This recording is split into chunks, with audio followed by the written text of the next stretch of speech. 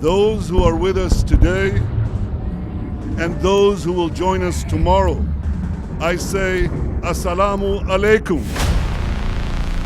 This is the speech Israeli Prime Minister Benjamin Netanyahu made during the signing ceremony of Abraham Accords in 2020.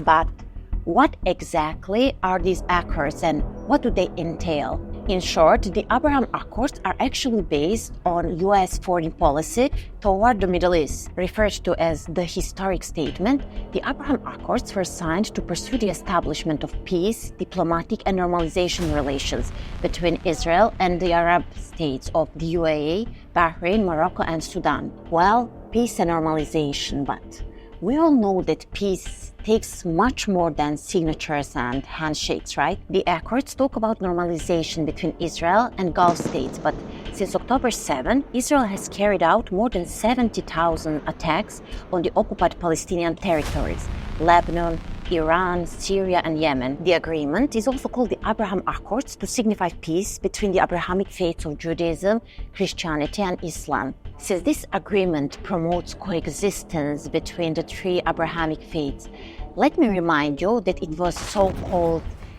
peacemaker Israel who bombed during Christmas Eve, Ramadan and Eid. But there is more.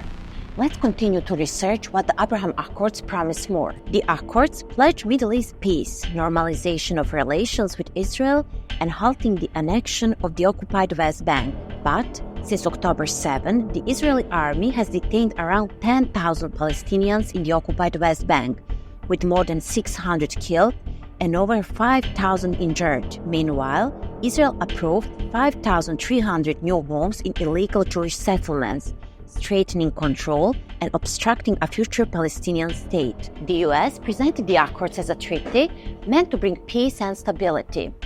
Yet, Washington has remained Israel's largest supplier of foreign weapons throughout its genocidal war in Gaza and continues to provide funding. One key aspect to the Abraham Accords was the commitment to a just and lasting solution to the Israel-Palestine conflict. But with the ongoing genocide in Gaza, normalization with Israel has proven to be a complete failure in delivering peace and security to the region.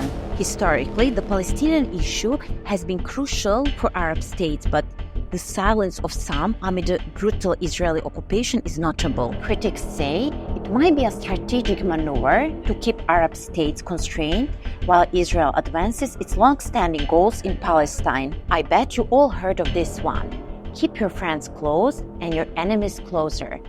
And it seems relevant here. And last but not least, boosting regional economics. Thanks to the accords, the UAE became a major trading partner, investing in Israeli industries. The key outcome was Arab states accepting Israel as a country. There were also a lot of benefits for MENA countries under the accords.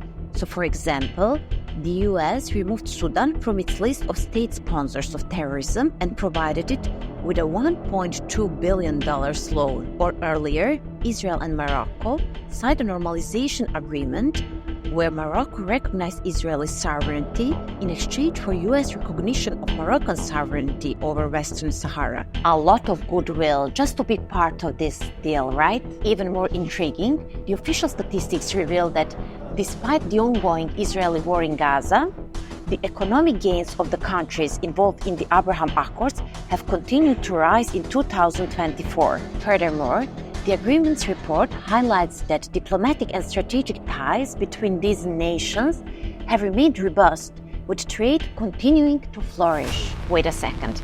The Abraham Accords' main goal is to maintain the peace in the Middle East, but it looks like it's maintaining anything but peace. As you can see, the new Middle East map displays the names of Arab states and Israel, but Palestine is not shown anywhere. I wonder, is Palestine the US and Israel's sacrificial lamb for peace in the Middle East?